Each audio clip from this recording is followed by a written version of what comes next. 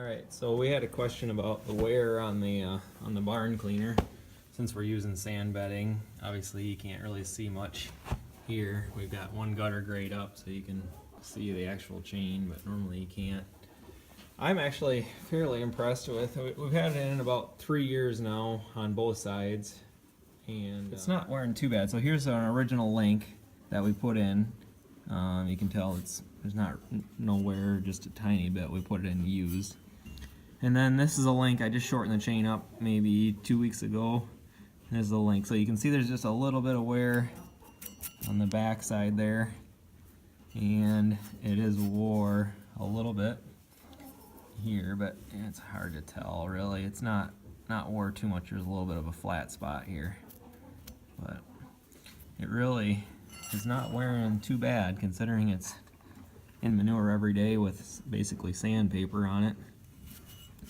So this is just Pat's chain, and so we'll just kind of go through what it looks like now after a few years with the sand bedding in. Everything's still in pretty good shape. Yeah, here there's only one spot where the plastics broke, so we used plastic here on the back. I caught it with the bucket on the skid steer when I was bringing sand in, so it's not really its fault, just use of operator, I guess you would say. So anyway, things holding up pretty well in the sand bedding barn. Even got a puppy there to take a look, I guess. But yep. So anyway, pretty happy with how it's worked, and our somatic cell after we put the sand in came down about. We average it out. It's about 20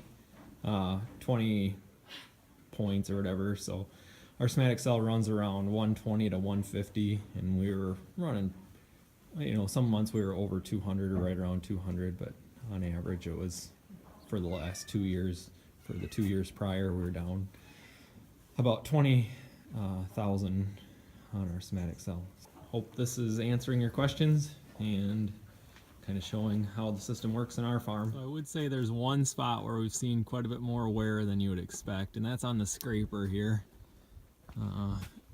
It's wearing down fairly quickly. Luckily, scrapers are pretty cheap, and this one's a little bit bent.